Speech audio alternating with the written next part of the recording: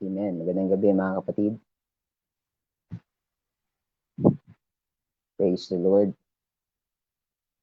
Mag-start na tayo mga kapatid in a minute sa ating pong Bible study sa gabing ito. Amen. Nawa nasa mabuting kalagayan ng lahat. Third day ng ating ECQ. Amen. At kami rin dito, third day ng aming lockdown dito sa aming barangay. Kaya yung dating palaging busy na Perfecto Street na maraming tao dahil marami pong kainan dito sa aming lugar. Ngayon ay tahimik at wala ng mga tao sa labas dahil naka-lockdown. Ano? Last day ng aming lockdown tomorrow. Amen. Salamat sa Panginoon at magandang gabi sa ating lahat, mga kapatid. So, simula na tayo. Siguro ang iba, habol na lang sa ating Bible study. Ano? Tayo po ay mag-start na sa ating gawain ngayong gabi. Welcome po tayong lahat sa ating Wednesday night Bible study dito sa UPC Malabon. Amen. So tayo po ay manalangin sa ating pasimula. Let's pray. Dakila't mapagpalang Diyos, salamat po sa gabing ito. Salamat sa iyong pagpapala, biyaya. Salamat sa iyong habag, Panginoon. Narito ang iyong mga anak. Kami ay buhay, malakas, ang aming pamilya, ang mga pangangailangan ay pinoprovide mo. Kaya salamat, Panginoon. We cannot complain. Kahit sa panahon ito ng pandemya, crisis, we cannot complain, Panginoon, dahil napakabuti mo sa amin. Napakabuti mo. Panginoon, salamat po sa lahat. Salamat. Napakabuti mo sa amin. Hindi mo kami pinapabayaan. Kaya Lord, thank you. We worship you. We love you, Lord. We love you. We thank you, Lord.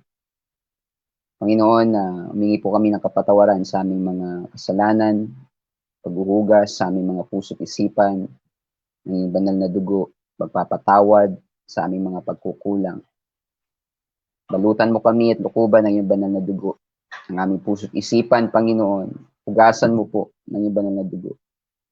At Panginoon, sa aming pag-aaral ngayong gabi, humingi po kami ng karunungan, ng gabay, ng biyaya na nanggagaling sa iyo. Dahil wala po kaming kakayanan sa aming sarili, na kami po ay maunawaan ng lubusan ng iyong salita kung wala ang gabay ng Espiritu Santo. Kaya, O Diyos, tulungan mo kami, gabayan mo kami. Ang tagapagturo, Panginoon, bigyan mo ng karunungan and anointing, pati ang bawat isang makikinig, ang mga kapatid na wala pa, Panginoon. Dako mo po sila sa pakikinig ng Bible study. Alisin mo ang pagkabagot, alisin mo, Panginoon, ang kawalang interes, Panginoon, sa puso ng mga tao. Dahil walang dahilan, Panginoon, na hindi makikinig ng salita ng Diyos sa panahong ito. Pinastop mo ang mga trabaho, pati ang curfew ay maaga sa panahon ngayon. Kaya walang madadahilan ng sino man. Kaya Diyos, dalhin mo sila. Anumang kabisihan, anumang pinagkakabalahan ngayon, dalhin mo sila sa pakikinig ng Word of God, Panginoon. Dahil itong kailangan namin. Maraming salamat po, Panginoon. Gabayan mo kami. Wala kaming magagawa, hiwalay sa iyo, Panginoon. Maasalamat kami sa iyong biyaya. This is our prayer, Lord. We thank you in Jesus' name. In Jesus' name. Amen. Amen, mga kapatid. So, magandang gabi sa lahat. Sa pangalan ng Panginoon, welcome sa ating Bible study. Kaya, huwag po tayong umalis, ano? Tapusin natin yung Bible study. Merong 10 na naka-live ngayon, naka-online. Mag-stay po tayo, tapusin natin. 1 hour lang naman ito. Yung mga kapatid, I expect yung iba na wala pa ay habol. Kaya kagaya ng sinabi ko kanina, lockdown tayo ngayon. Tama? Tapos yung curfew, 6:00. Oh, tapos holiday bukas, saka sa Friday. Walang dahilan para hindi makinig ng Bible study sa gabing ito. Kung merong mga dahilan kung hindi makikinig, kawalang interes. At mga kapatid, mga hadlang ng kaaway, yun na lang ang dahilan kung tayo makakapag-Bible study. Kaya we rebuke that in Jesus' name. Sa panahong ito mga kapatid, ang kailangan natin is more Word of God, prayer, more fellowship with the Lord. Amen. Hindi natin kailangan ngayon ng more nasasanglibutan, more nakasalanan. Hindi pa tayo matutulungan yan, mga kapatid. Kailangan natin ngayon more Word of God. Kaya tayo po ay makinig sa salita ng Panginoon. Amen. Tayo po ay magbigay ng ating attention sa Word of God ngayong gabi. So, nasa pangatlong bahagi na tayo ng ating Bible study series na Study in Philippians. Amen. Yung ating unang dalawang bahagi ay pinost ko na rin sa ating website. I-update natin yung gabi-gabi para hindi na ako mahirapan na i-upload ng sabay-sabay pag natapos. So, gabi-gabi, yung matatapos dito, i-upload na kagad natin doon. Para kung di man kasali sa group, gusto nilang makita, manood ng Bible study, masusundan nila doon sa ating website, mga kapatid. So, part 3 na tayo. Tapos na tayo sa introduction. Tapos na rin tayo, mga kapatid, sa unang 6 na verses ng chapter 1. Kaya ngayong gabi ay tutuloy na natin ang pagbabasa, mga kapatid. Natalakay na natin kung paano nagkaroon ng church sa Filipos, yung history, introduction ng pagkakatatag ng church doon sa Acts chapter 16.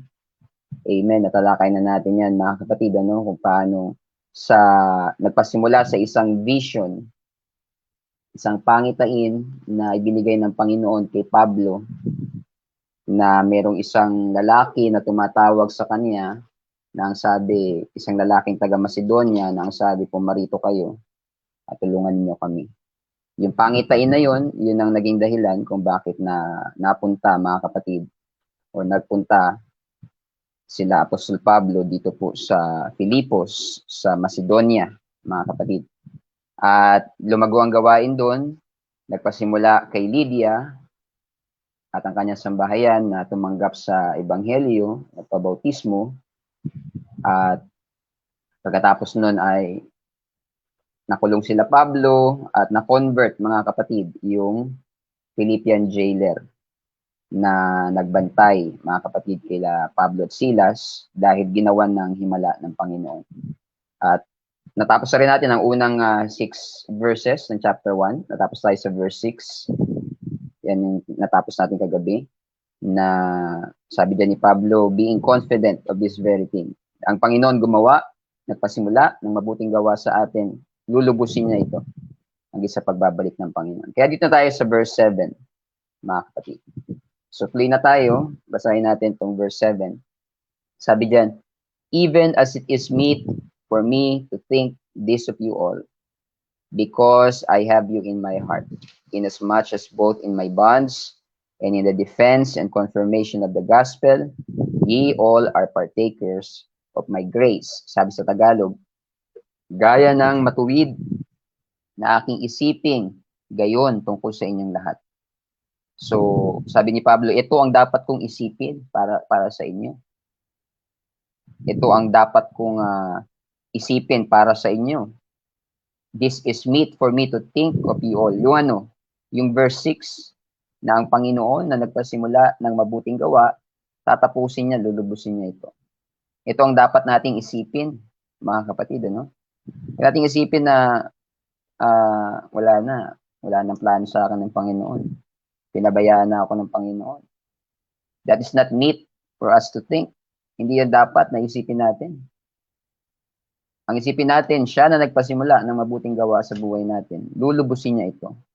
Tatapusin niya ito. Hindi pa tapos ang Panginoon sa buhay mo. Hindi pa tapos ang Panginoon sa buhay ko.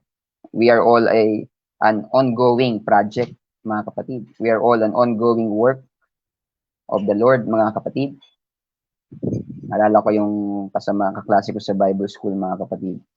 Nung na-assign siya, mga kapatid, Dahil isa siya sa mga talagang naging pasaway ng batch namin. Kaklase namin na yun. Gusto siyang pauwiin ng lahat ng mga estudyante dahil lahat nakakaaway niya. Kaklase namin na yun, medyo talagang pasaway nung nasa Bible school kami. Nung nasign siya mag-preach, yan ang tinuro niya, mga kapatid. Ang pamagat ay, sorry for the inconvenience, work in progress. Amen. Di ba sa mga kalsada, pagka ginagawa yung kalsada, perwisyo, no? Nakaka-traffic, talagang nakakagambala. Nakalagay, di ba? Naglalagay sila ng karatula, sorry for the inconvenience. O kaya, nakalagay, slow down, men at work. Sino ba yung nagsabi sa akin, may nagbiro sa akin na pinalitan niya yun, sabi niya, slow down, men at work. Or slow men at work pala, sabi. Mabagal daw, kaya matagal matapos. Slow men at work. So, sa mga kalsada na ginagawa, no, inconvenience, talagang nakakagambala, mga kapatid, ano? Dahil inaayos, eh. Kaya yun yung pamagat ng kanyang preaching. Sorry for the inconvenience, a work in progress. Tayo po ay work in progress, mga kapatid. Kaya sinabi ng Panginoon, sabi ni Pablo, magbatahan tayo sa isa't isa.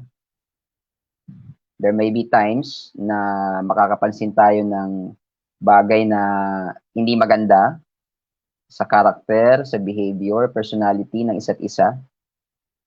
Amen. Magbatahan tayo. Isipin natin na lahat tayo ay work in progress. Inaayos pa tayong lahat ng Panginoon, kahit si pastor, di ba? Kahit ako. O kung meron man kayong makikita na hindi naging maganda para sa inyo, hindi ayon sa inyong preference or taste, mga kapatid, if whatever that is, isipin na lang natin, magbatahan tayo sa isa't isa dahil tayo po ay inaayos pa lahat ng Panginoon. We are all a work in progress. And if something is in progress, mga kapatid, kasalukuyang inaayos, ginagawa, talagang sometimes it will cause inconvenience, it will cause it will cause us to be uncomfortable kasi inaayos pa, mga kapatid. Pero hindi yan excuse, ano? We are not trying to make excuse for bad behavior. Hindi tayo dapat mag-behave at magkaroon ng character na hindi tama. At wag nating sadyain at gagawin natin excuse kasi inaayos pa ako ng Panginoon. We're not making an excuse for bad behavior, for bad character. But if, mga kapatid, because it will have, magkakaroon ng friction, magkakaroon ng misunderstanding. It is meant to happen even in the church. Kahit po sa mga magkakapatid sa Panginoon, magkakaroon ng di pagkakaunawaan dahil tayo po ay inaayos pa lahat ng Panginoon. Diba? Until we all come to the unity of faith, sabi sa Ephesians chapter 4. So, kapag ganun, mga kapatid, hindi po yun dahilan para tayo ay sabi nga ni Pablo sa mga taga-Galacia, huwag kayong magkagatan. Diba? Huwag kayong magkagatan kasi pag kayo nagkagatan, mauubos kayo. Bear with each other, mga kapatid. Magbatahan sa isa't isa, magpasensya, mga kapatid, ano? At alalahan natin na tayong lahat ay inaayos pa ng Panginoon. Kaya, yan, sabi ng verse 7, it is meet for me to think this of you, Paul. Yun ang dapat nating isipin, na ang Panginoon na nagpasimula ng mabuting gawa sa atin, lulubusin niya ito. Inaayos pa tayo ng Panginoon hanggang sa kanyang pagbabalik until the day of the Lord. Yan ang dapat isipin. Huwag mo isipin na wala na akong pag-asa. Si brother, wala na pag-asa. Si sister, yan talagang babago to, ganyan na to, wala na tong pag-asa. Hindi po. He who has begun a good work, he will fulfill it. It is meet for us to think of this. Ito ang dapat nating isipin, mga kapatid. Sa iba, maging sa ating sarili. Dahil pag sinukuhan mo yung sarili mo, wala na siguro ang pag-asa. Pag sinukuhan mo yung sarili mo, mga kapatid, God honors your own will. Diba? In-honor ng Panginoon yung sarili mong pagpapasya. Kaya kung isipin mo, ganun ka na, wala ka ng pag-asa. Yun ang magiging dahilan para hindi matupad sa yung kalooban ng Panginoon. Hindi dahil ayaw ng Panginoon, kundi dahil ayaw mo. So it is not meet na mag-isip ng taliwas doon. Kaya sabi dito ni Pablo, it is meet for me to think of this of you all. Ito ang iniisip ko para sa inyo. Ito ang dapat kong isipin. Yung meet dyan, ibig sabihin dyan, ng meet, this is what I ought to think of you. Ito ang dapat kong isipin patungkol sa inyo. Because I have you in my heart, sabi ni Pablo. Malapit sa kanya itong mga taga-Filipos din, parang sa mga taga-Efeso. I have you in my heart. Ayan. So, lagi ko yung nasa puso ko kayo.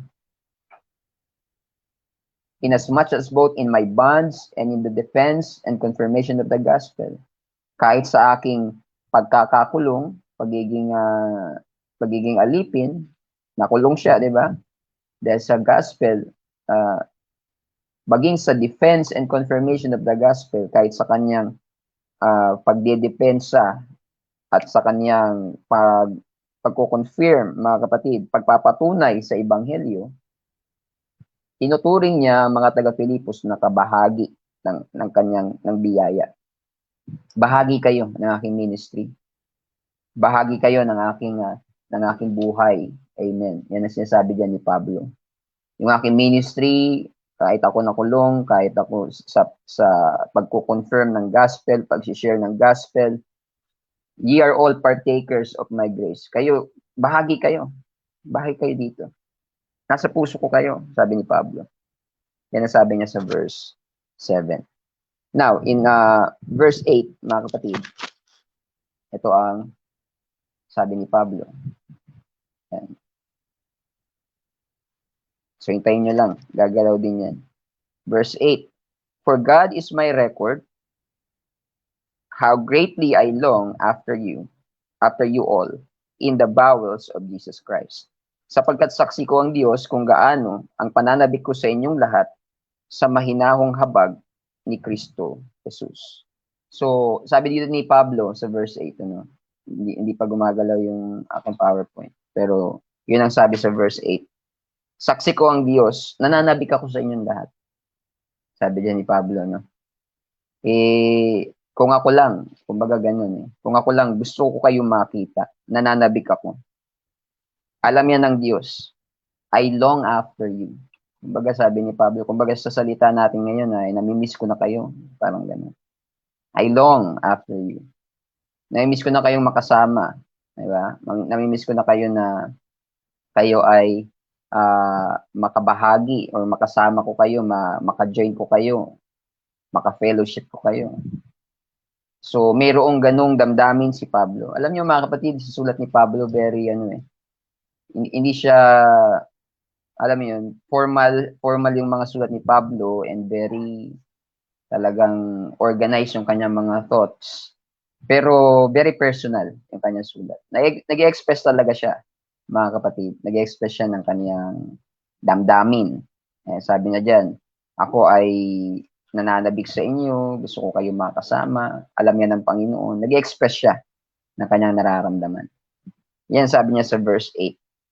Alam ng Diyos yan, na I greatly long after you all in the bowels of Jesus Christ, sa mahinahong habag ni Kristo Jesus.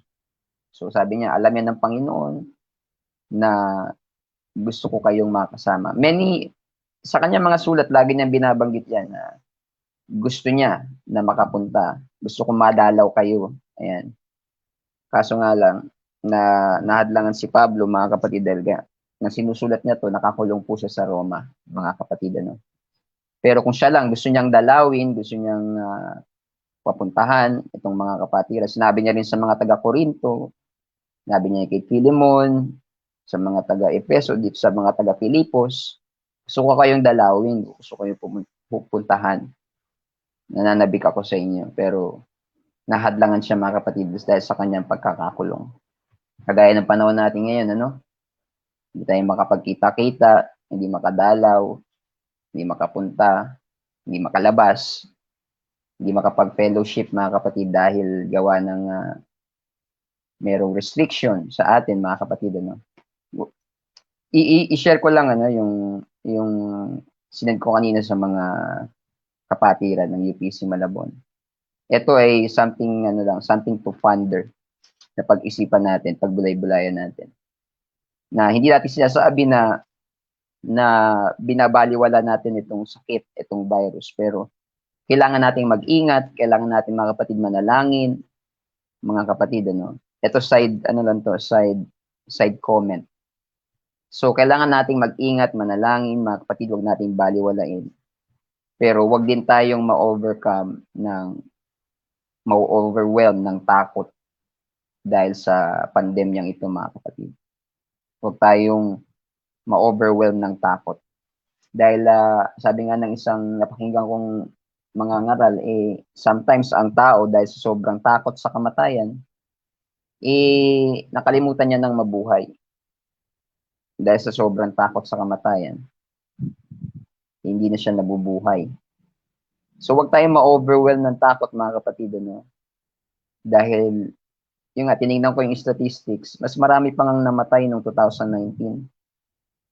Pag tinignan yung statistics, PSA, mas marami pang namatay noong 2019 na wala pang COVID noon kaysa noong 2020. Noong 2019, ang namatay nasa 620,000. Wala pang COVID noon, ha? Buong 2019, ang namatay, 620,000. Noong 2020 na may COVID, ang namatay, nasa 601,000 lang. Mas marami pang namatay nung wala pang COVID kaysa nung may COVID, mga kapatid, ano? Na yung datos na yun, mga kapatid, yun yung normal na death rate sa Pilipinas. Normal na ganong karami namamatay, mortality rate sa Pilipinas. Ibig sabihin, mga kapatid, although nakakamatay talaga itong sakit na to, maaring meron kayong kakilala, kaibigan, kung sino pa man na alam natin, kakilala natin na namatay sa sakit na ito, hindi natin yan binabaliwala. Nakakamatay talaga. May namamatay talaga sa COVID. Hindi natin sinasabi na walang COVID. Hindi natin sinasabi na wala namang namamatay. Merong namamatay siguro mga kapatid, ano? Pero, para ding influenza or yung flu, trangkaso, may namamatay din sa flu. May namamatay sa dengue. Ang point natin mga kapatid, mag-ingat tayo, pero huwag tayong ma-overwhelm ng takot. COVID, COVID, COVID. Puro ganun na lang nasa isip ng tao ngayon, ano? Kaya mag-iingat tayo, mananalangin tayo palagi, pero huwag tayong ma-overwhelm ng takot na ito, mga kapatid. Huwag tayong ma-overwhelm ng takot. Dahil pag na-overwhelm tayo ng takot, doon na tayo, mga kapatid, doon na tayo makakapag-isip ng kung ano-ano, doon na tayo ma-stress, doon na tayo made-depress, doon na tayo manghihina, mga kapatid. At posible na yun nga ang dahilan kung bakit magkakasakit lalo ang tao dahil sa sobrang takot. Ano, sobrang depressed. 'Di ba? Baka yun pa ang ikasakit. Doon pa tayo lalong magkasakit, doon pa tayo lalong manghina, mga kapatid. Kaya magtiwala lang tayo sa Panginoon, mga kapatid. Okay? Yan po ang gusto kong sabihin. Side comment lang yan. Ba't ba tayo napunta doon? Kasi sabi ni Pablo, gusto niyang dumalaw. Kaso hindi siya makadalaw. Hindi siya makapunta. Dahil nga po, nakakulong siya. Parang ngayon, nakakulong tayo. Naka-lockdown tayo. 4 days. So, on Sunday, mga kapatid, maaaring online pa din tayo. After that, naghintay pa tayo ng announcement kung ano magiging quarantine na level ng ating region from April 5 onwards, mga kapatid. So, tingnan natin kung anong mangyayari kung dalawang sunod na taon na tayong lockdown, lalo sa birthday ko. Mag-birthday na naman kami ni Brother EJ, April. Oh, lockdown na naman yata yung birthday ko. Niloloko ni Sister Yoli. Ininis ako si Sister Yoli, lockdown na naman yung birthday mo. Eh, wala tayong magagawa, mga kapatid. Tignan natin. So, yan ang sabi ni Pablo sa verse 8, namimiss ko na kayo. Mga kapatiran, namimiss ko na rin kayo. Namimiss na natin, di ba? Dati, every month, meron tayong feasting. Tama?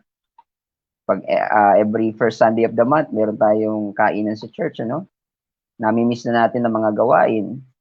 Namimiss na natin, mga kapatid, yung mga fellowship. Pag Saturday, meron tayo dating children church. Diba? Makakapagturo tayo sa mga bata. Kasama yung mga kabataan, kasama si Sister Evelyn. Namimiss natin yan, mga kapatid, pero talagang nasa panahon tayo ng challenging times, mga kapatid. Kaya, okay lang, tingnan natin. At kung anong kalooban ng Panginoon, kung makabalik tayo, mga kapatid, sa normal, mga kapatid, tutuloy natin yan. Pero yan po ang naging kalagayan ni Pablo. Sometimes, may mga pagkakataon talaga na nahahadlangan yung ating kagustuhan. So si Pablo, mga kapatid, gustong-gusto niya na makita itong mga kapatiran. Ayan, nasabi niya sa verse 8, God is my record, how greatly I long after you. Na gusto niyang mapuntahan itong mga taga-Filipos. Now, in verse 9, mga kapatid, verse 9, ito po ang sabi, and this I pray, that your love may abound yet more and more in knowledge and in all judgment. Kagaya ng ibang prayer ni Pablo sa mga taga-Epeso, sa Colosas, lagi niya binabanggit kung ano ang prayer niya para sa mga mananampalataya. At dito, ayaw mag-move yung aking PowerPoint, Pero nasa verse 9 na po tayo, mga kapatid. Sa verse 9 na tayo. Dito, sabi ni Pablo, ang dalangin ko para sa inyo, na ang inyong pag-ibig ay lalo't lalo pang sumagana. Your love may abound yet more. Itong mga mananampalataya, mga kapatid, sa Filipos, ayan, verse 9. Ayan, tumalaw na. And this I pray, that your love may abound yet more and more in knowledge and in all judgment. Ang panalangin ni Pablo, lalong sumagana yung pag-ibig nila. Pag-ibig nila sa Panginoon, sa kapag-ibig nila sa kapwa, mga kapatid. Yan ang gusto ni Pablo. Yan ang panalangin ni Pablo para sa mga taga-Filipos. Lalong sumagana ang ating pag-ibig. Dahil itong mga taga-Filipos, talagang supportive ito sa gawain, talagang yung pag-ibig nila sa Diyos sa pag-ibig sa kapwa, talagang very notable na. But still, ang panalangin ni Pablo, lalo pang mag-abound, lalo pang sumagana yung pag-ibig, mga kapatid. Kaya, kagaya sinabi niyo sa mga taga-Efeso, that you may be grounded and rooted in love. Tayo dapat ay lumago at tayo po ay lumalim sa pag-ibig, mga kapatid. Pero, tignan niyo po ang sinabi dito sa verse 9, your love may abound yet more and more in knowledge and in all judgment.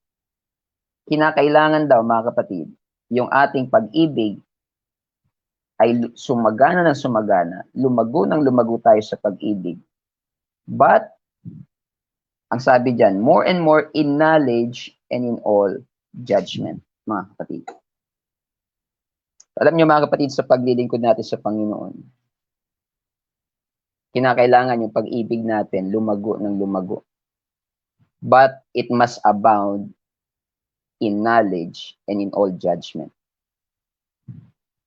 Kapag yung pag-ibig, mga kapatid natin, ay hindi nag-abound in knowledge and in judgment, hindi po yun magiging sustainable, mga kapatid. Naalala ko yung sabi ni si Pastor Jerome yata, sabi niya, naalala ko. Nang sabi niya, mga kapatid, ewan ko ba't niya nasabi yun, parang pinaalalahanan niya na ang awa, ang compassion, ang habag, mga kapatid, nasa lugar din. Yes, may compassion tayo, ano? Meron tayong habag, meron tayong awa, may pag-ibig tayo sa kapwa. Pero nasa lugar din 'yan, mga kapatid. Kailangan lagay mo rin sa lugar dahil yung awa, compassion without justice, without judgment ay hindi po totoong compassion. Halimbawa, yung isang tao, kinakaawaan mo dahil mahirap yung kalagayan sa buhay or marahil nasa mahirap na sitwasyon siya. Pero kung gumagawa ng masama at ang nagiging dahilan kasi kawawa naman. Pagbigyan mo na kasi kawawa eh. Hindi na po totoong compassion, hindi na po totoong love na may tuturing yan. Minsan sa ating mga magulang, mga magulang, ito, hindi ko to sinasabi na because of experience, mga kapatid, dahil wala pa naman magkakaroon pa lang kami ng anak. Alam niyo mga kapatid, pag nagtuturo ako regarding ganito, medyo mahirap din kalagayan ng isang batang pastor. I make it a point na nagiging sobrang maingat ako sa pagsasalita. Because sometimes, I will talk theoretically. Kagaya ng pagkakaroon ng anak, pwede lang ako magturo, magsalita, theoretically dahil hindi pa po ako nagpapalaki ng anak. But still, kailangan ko magturo dahil ako ang pastor. Kaya, I do it, mga kapatid, ng maingat. Kasi, I'm not talking out of experience yet. Pero, minsan nangyayari, mga kapatid, kapag kapag tayong mga magulang, naging konsentidor sa ating mga anak. Ito yung sinasabi dito ni Pablo na lumalago yung pag-ibig, but not in knowledge and judgment. Ipabayaan mo na, kawawa naman kasi. Mahal na mahal ko kasi yun, kaya di mo na masaway, di mo na napabayaan na di ba, nakonsente na sa hindi tama. Kaya yung awa, pag-ibig, compassion, without judgment, without knowledge, mga kapatid, ito po ay, it will lead to failure. Diba? Wag mong parusahan, kawawa naman. Wag mo i-confront, kawawa naman. Nakakaawa. Hindi na po yung totoong compassion. Kasi kung ang totoong compassion, totoong love, mga kapatid, we grow in love, pero nandoon yung judgment, nandoon yung truth. Sabi sa 1 Corinthians chapter 13, rejoices not in, ang true love, mga kapatid, rejoices not in evil, but rejoices in truth, mga kapatid. So, ito ang prayer ni Pablo at ito ang ginawa kong pinaka-main topic natin ngayong gabi. Abounding in love, in knowledge, and judgment. Kailangan lumago tayo sa pag-ibig, mga kapatid. Pero yung paglago natin sa pag-ibig, ito po ay in knowledge and in all judgment, mga kapatid. Dahil napunta tayo, mga kapatid, na pamper tayo sa isang panahon na ang mga tao ay na-saturate about messages of the love of God to the point na ang grasya ng Panginoon ay naaabuso na ng tao. Kasi mahal naman ako ng Diyos. Diba mga kapatid, sa panahon natin. Mahal ka naman ng Diyos.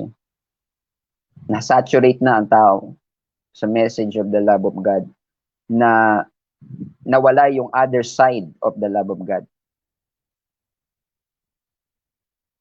Ang pag-ibig ng Diyos, mga kapatid, ang grasya ng Panginoon is not a license for sinning. Hindi po ito lisensya para sa kasalanan.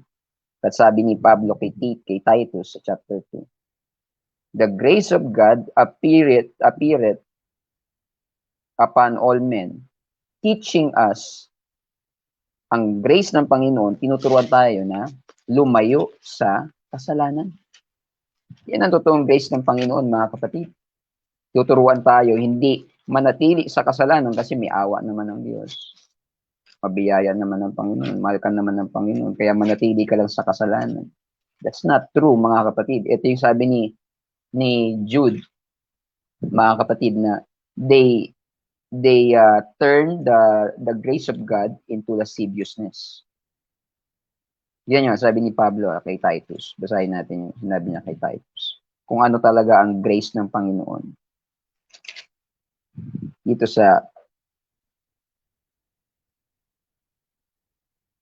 Titus chapter 2, verse 11 and 12. Sapagkat napakita ang biyaya ng Diyos na may dalang kaligtasan sa lahat ng mga tao. Okay? Ang biyaya ng Diyos nagpakita sa lahat ng tao may dalang kaligtasan. Pero hindi po doon natapos, ano? Ang may biyaya naman ng Diyos, ligtas tayong lahat. Ganun ba yun? Kahit manatili ka sa kasalanan mo, hindi ka magsisi, hindi ka magbago, may biyaya naman ng Diyos. Yun ba yun, mga kapatid? Ang sabi ng verse 12, ano raw ang ginagawa ng biyaya ng Diyos? Verse 12, ang biyaya ng Diyos na nagtuturo sa atin, ang tinutukoy dito nagtuturo, yung verse 11, yung biyaya. Ang biyaya daw ng Diyos ay nagtuturo sa atin upang pagtanggi natin sa kalikuan at sa mga kahalayan ng sanglibutan, ay marapat mabuhay tayong may pagpipigil at matuwid at banal sa panahong kasalukuyan ng sanglibutang ito. Kasi mga kapatid, yan ang grace of God. The grace of God which bringeth salvation that appeared to all men teaches us to deny ungodliness, worldly lust, and that we should live soberly, righteously, and godly in this present world. Mga kapatid. So yan po yan po ang biyaya ng Diyos. At ang sabi mga kapatid, dun sa verse 9, ang prayer ni Pablo, naglalag ba mga kapatid? Comment kayo kung naglalag. Parang medyo lag sa laptop ko eh. Hindi ko alam kung, mag-comment lang kayo kung may problem ng ating connection. Pero medyo naglalag sa aking laptop mga kapatid. Okay lang? Hindi naman naglalag? Tuloy tayo. Okay. So, yan ang sabi ni Pablo mga kapatid sa verse 9. We need to abound in love, but more and more in knowledge and in judgment. Lumago tayo sa pag-ibig, pero dapat lumalago tayo sa pag-ibig within the parameters of that knowledge and judgment, mga kapatid. Dahil kung wala, mga kapatid, mahirap. Kaya ang biyaya ng Diyos, mga kapatid, nariyan. Ang pag-ibig ng Diyos nariyan. Pero tinuturuan tayo na mamuhay na may kabanalan, mamuhay ng matuwid, mamuhay, sabi doon na, may pagpipigil sa sanglibutang ito. So we grow, we abound in love, in knowledge, and in all judgment, mga kapatid. Okay? Dapat yung pag-ibig, mga kapatid, kumpleto yung mensahe ng pag-ibig. Nakasama doon yung saway, kasama dyan mga kapatid yung pagkokorek, pagtatama. Ganun din tayo mga kapatid sa ating yung pag-ibig ng Panginoon sa atin. Yung pag-ibig natin sa kapwa, dapat ganun din mga kapatid. Pag-ibig natin sa pamilya, wag puro love mga kapatid lang na pagpapamper, di ba? Kundi may kasamang pagsasaway po yan. Kasi we need to abound in love, in knowledge, and in judgment. Minsan, ang nangyayari mga kapatid, kapag walang judgment, walang tamang knowledge and judgment, mga kapatid, nagagamit, na-abuse yung love. Na-abuse yung love. Di ba? Kahit saang relasyon. Halimbawa, relasyon mga kapatid ng mag-asawa o kaya ng kahit magkasintahan pa lang, relasyon ng magulang sa kaanak. Minsan na ginagawang halimbawa, anak na lang, ginagawang paraan ng anak para makuha yung gusto niya, yung pag-ibig ng magulang. To the point na napapahamak na yung tao mismo. Bakit? Nakonsinti. Nakonsinti. Bakit? Nandun nga yung love, pero not growing in knowledge and in judgment, mga kapatid. So, dapat we grow in knowledge and in judgment. Yung ating love will abound. But we need to abound more and more in knowledge and in all judgment. Kailangan nandun yung balance, mga kapatid, at totoong concern, judgment. Kasi kung talagang mahal natin, wag nating pabayaan na mapahamak. Diba? Itama natin. I-confront natin, mga kapatid, para maitama. Yan. Bakit? Bakit sabi ni Pablo na nananalangin ako na mag-abound kayo more and more, your love may abound more and more in knowledge and in all judgment. Anong dahilan kung bakit kinakailangan natin mag-abound in love more and more in knowledge and in all judgment? Ang sabi niya sa verse 10, ito ang dahilan. Ayaw gumalaw. Pero ito sabi ng verse 10, balik tayo sa Philippians. Verse 10, that ye may approve things that are excellent, that ye may be sincere and without offense till the day of Christ. Amen. Bakit daw kailangan natin mag-grow in love, mag-abound in love, in knowledge and in judgment? Upang inyong kilalanin ang mga bagay na magagaling, so that you may approve things that are excellent. Kapag tayo nag-grow, mga kapatid, sa ating pag-ibig within the parameters of judgment and knowledge of the Lord and judgment, mga kapatid, you will approve the things that are excellent. Mapapatunayan mo yung mga bagay na excellent, mga bagay na tama, ano? Yung excellent magaling ang ginamit ng term sa Tagalog. Pero isabihin dyan ni Pablo, mapipili mo yung tama.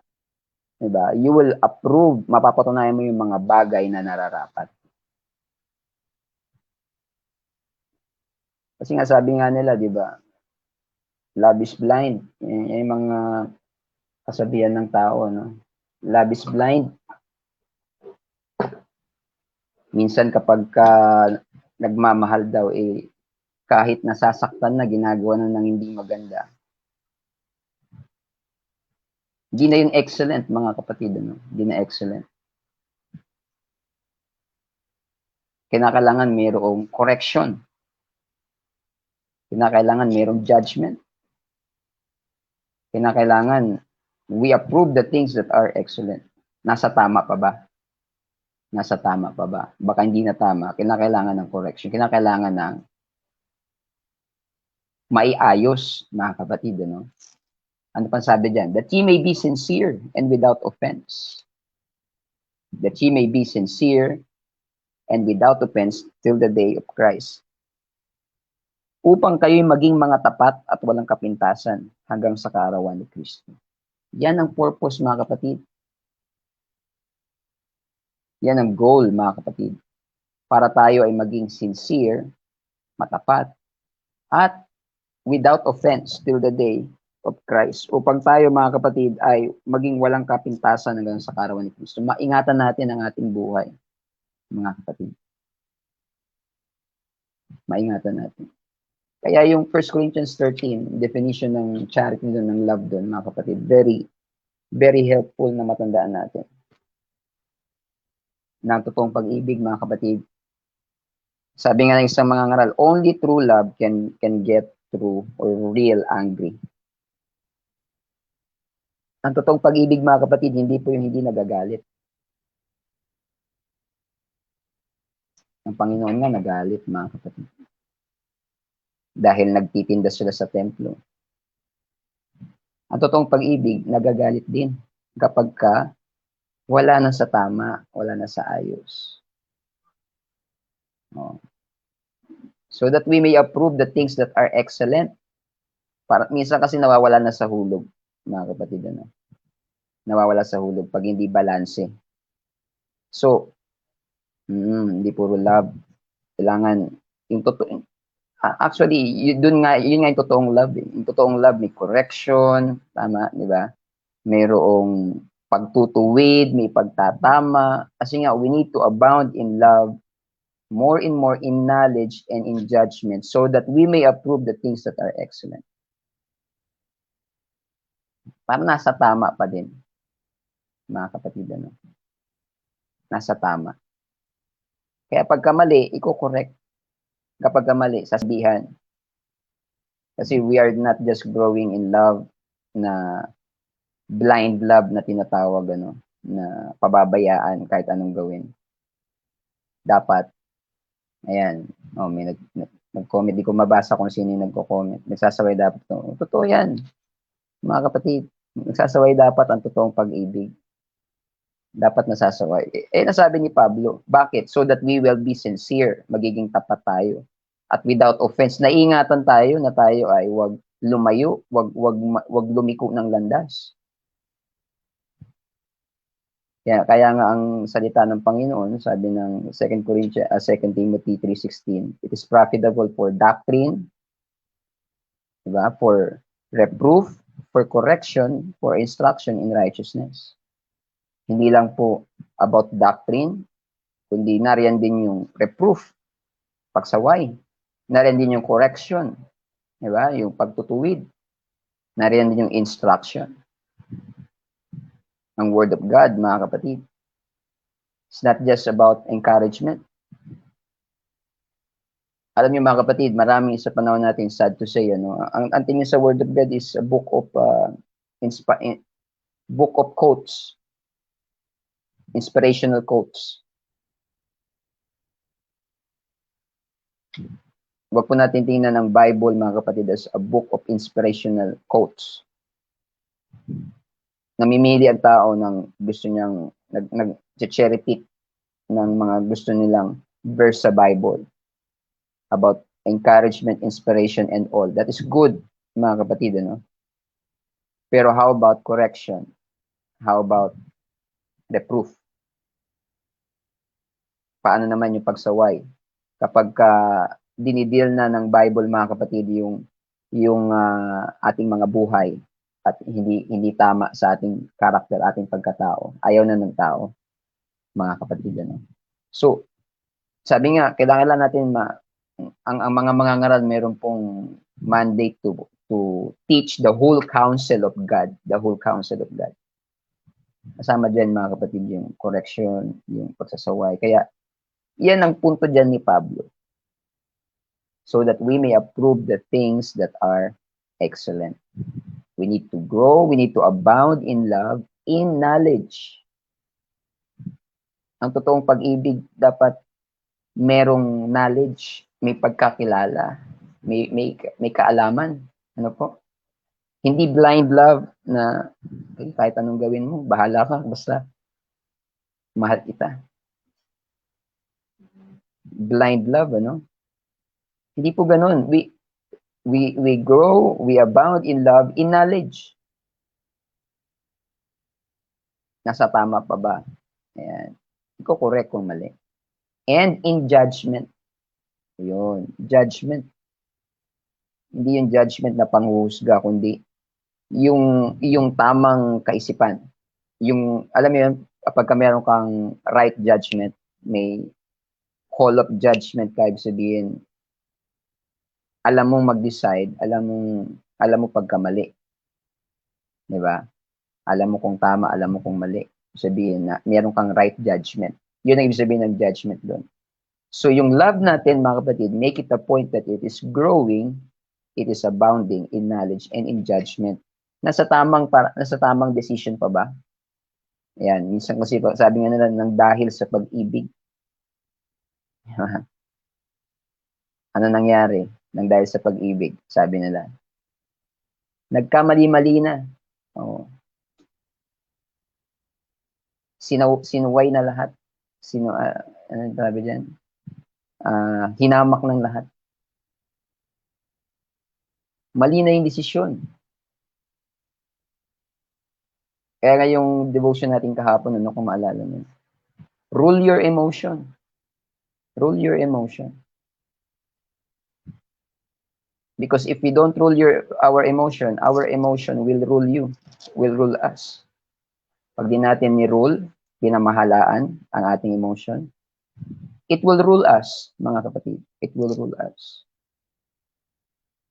Tayo ang makokontrol ng ating emotion, mga kapatid. Wala nang judgment. Wala na yung knowledge, wala na yung judgment, wala na yung right decision kapag ka na-rule tayo ng ating sariling emotion, mga kapatid. So, yung tamang paglago sa pag-ibig, mga kapatid, is within the parameters of right judgment and knowledge, mga kapatid. So, kapag ka ganun ang nangyari sa atin, pag-ibig natin lumago in knowledge and in judgment, we will approve the things that are excellent. Ayan. Hindi tayo approve sa lahat ng bagay. Okay lang yan, kahit masama na ginagawa, approve pa din. Eh, mahal ko kasi, pastor. Kahit masama na ginagawa, approve pa din dahil mahal nga daw eh. Kasi nga, growing in love, not in judgment. But if we grow, we abound in love, more and more in knowledge and judgment. You will approve the things that are excellent. Diba? Gusto mo na mapabuti siya. Gusto natin na mapabuti yung taong mahal natin. Kaya sometimes diba? Minsan talagang kinokorek natin. Nasa tama pa rin, nasa balanse pa rin dapat, mga kapatid. Nasa balanse pa rin dapat. Nandun pa rin yung right judgment pa rin, mga kapatid, discernment. Ito nga yung binasa ko sa isang commentary about dyan, dito sa Study Bible. Ang ganda na sinabi niya about sa verse na yan. Ayan. He prayed that their love may abound yet more and more, including more people and doing more for others. Ayan. Dapat yung pag-ibig natin lumalago. Sabihin, dumadami yung ginagawa nating maganda dahil sa pag-ibig at para sa maraming tao. Pero hindi lang yun, mga kapatid.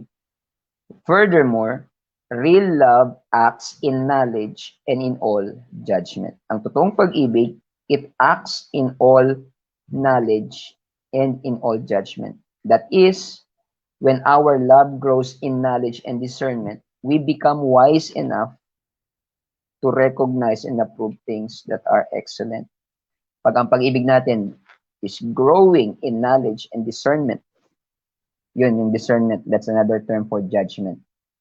Pag yung pag-ibig natin lumalago, nasa tama, nasa balanse, nasa tamang knowledge and discernment, we become wise enough. Diba? Nagiging wise tayo. Nagiging wise enough tayo to recognize and approve the things that are excellent. In knowing what is excellent and loving it, we develop good character, sincere and without offense.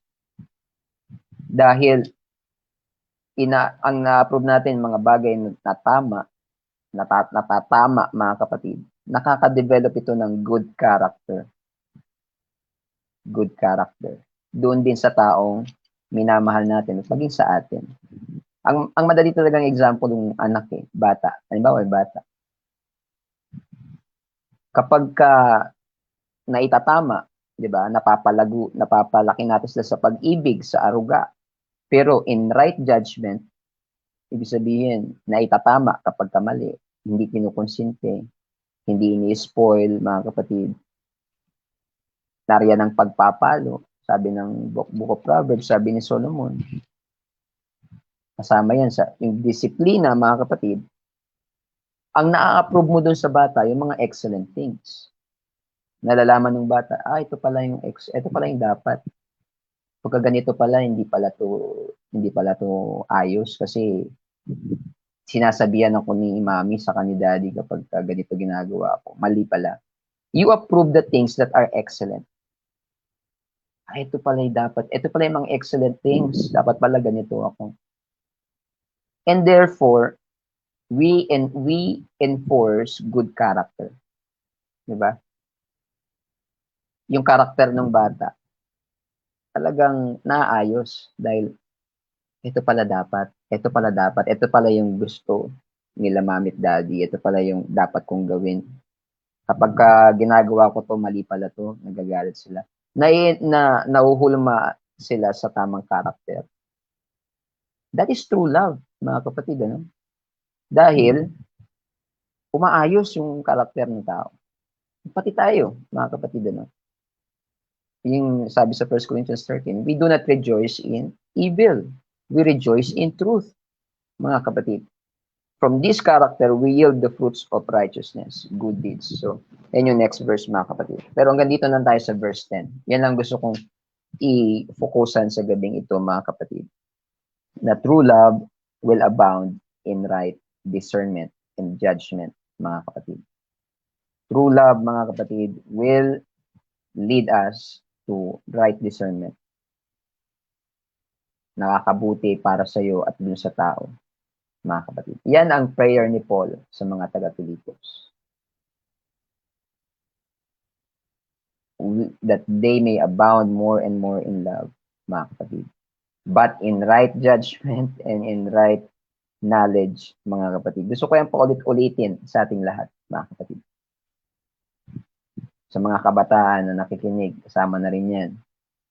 Sa mga magulang, sa ating lahat, mga kapatid. Kaya tulungan tayo ng Panginoon. Tulungan tayo ng Panginoon. Na mangyari sa atin yan, sinasabi dyan, mga kapatid. Huwag puro love lang. Ano? Huwag puro love lang. Na wala ng right discernment. Wala ng right judgment. Wala ng pagkokorek, mga kapatid. Kinakailangan nandoon yung discernment, right judgment, para po maging tama, mga kapatid. At hindi tayo maligaw, hindi tayo mamali, mga kapatid. So, yan po ang sabi dyan ni Apostol Pablo sa verse 8, 9, and 10, mga kapatid.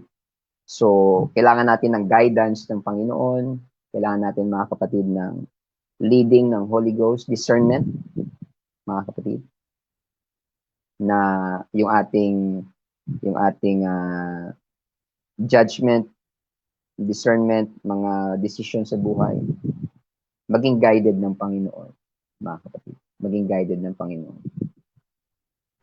Amen. Amen.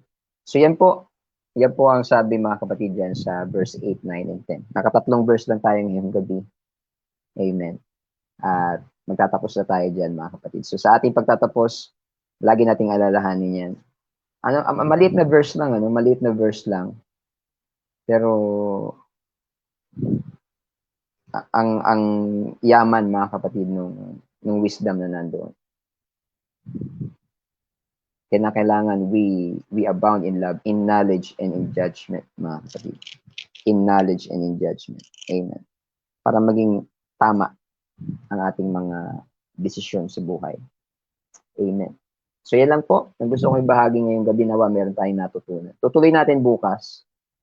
Thursday, tama. Bukas. Verse 11 na tayo.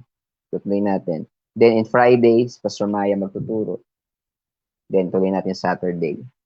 Mukhang hindi pala ito 2 weeks lang. Mukhang abutin tayo mga 3 weeks, mga kapatid. Pero, maximum na yun. So, i-upload na rin natin to every night. I-update natin yung ating website. Para kung gusto nyo balikan, magkakasama na yung lahat doon. So, yan lang po, mga kapatid. Ang gusto kong ibahagi ngayong gabi, nawa meron tayong natutunan, mga kapatid. So, manalangin na tayo sa ating pagtatapos. Let us pray. Dakila at mapagpalang Diyos, salamat po sa iyong salita. O God, hallelujah. Na pinakita mo sa amin na ito po ang dapat mangyari sa amin, that we abound more and more in love, yet more and more in knowledge and in judgment, so that we may approve the things that are excellent. Oh, hallelujah. So that we will be sincere and without offense until the day of the Lord. Panginoon, tulungan mo kami na mag-grow sa pag-ibig, but within the right parameters of discernment, wisdom, knowledge, righteousness na nanggagaling sa iyo, Panginoon. Because true love, hallelujah, ang totoo na yung pag-ibig sa iyo at pag-ibig namin sa kapwa, sa pamilya, nandoon po, Panginoon, ang pagkokorek, pagtatama sa katotohanan. Nandoon, Panginoon, ang discernment, wisdom, right judgment, right decisions. Kaya tulungan mo kami, Panginoon, na mag-grow. Mahalin ka higit sa lahat. Mahalin din ang kapwa ng kagaya ng aming sarili. Within the right judgment, within the parameters of truth, Panginoon, na nandoon po sa katotohanan, nandoon sa tama, nandoon sa ayos, Panginoon. Kaya Lord, maraming salamat po sa iyong mga salita. Kami po ay nadadirect. Kami ay nakokorek. Kami, Panginoon, ay nagaguide sa tama. Marami pong salamat, Panginoon, at pagpalain mo po mga kapatiran ng UPC Malabon. Ingatan mo po, gabayan ang bawat pamilya ng UPC Malabon. Ganyan din po mga kapatiran ng UPC Tondo at iba pang mga churches. Mga kapatiran abroad, mga kaibigan, mahal namin sa buhay, na nakikinig, Lord. Lord, ikaw na po ang bahala sa amin. Ikaw po mag-ingat sa aming pagtulog. Ikaw po, Panginoon, ang maggabay sa amin, mag-protect sa amin, mag-provide ng mga needs. Sa iyo po kami nagtitiwala, Panginoon. Dahil except the Lord build the house, they that labor in vain. Except you, Lord, keep the city, they that lie and wait, they wait in vain. Malibang ikaw ang mag-ingat, Panginoon, baliwala. Kahit na sino ang magbantay sa amin. Kahit anong ingat, kahit anong gawin ng tao. Malibang ikaw ang mag-ingat, baliwala. Kaya Lord, ingatan mo kami. Ikaw po ang aming inaasahan. Ikaw ang aming pinagkakatiwalaan. Marami pong salamat, Panginoon, sa ito lahat ng papuri, pagsamba, kalawalatian. This is our prayer. In the mighty name of Jesus Christ, we pray. In Jesus' name. In Jesus' name. Amen. Amen, mga kapatid.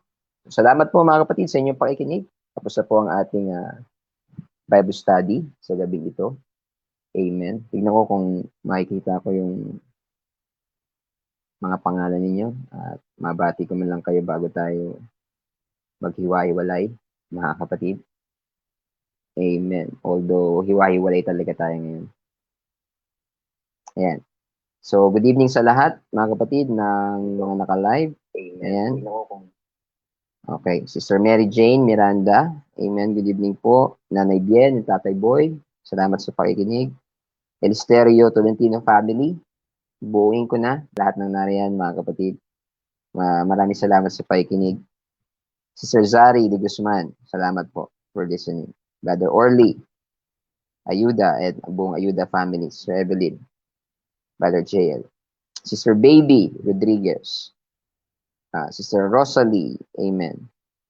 Sino pa ba nandito? Hindi ko na makita yung iba. Ayan. Hindi ko na makita yung iba, mga kapatid. Anyway, alam ko nandyan kayo. 11 kayo.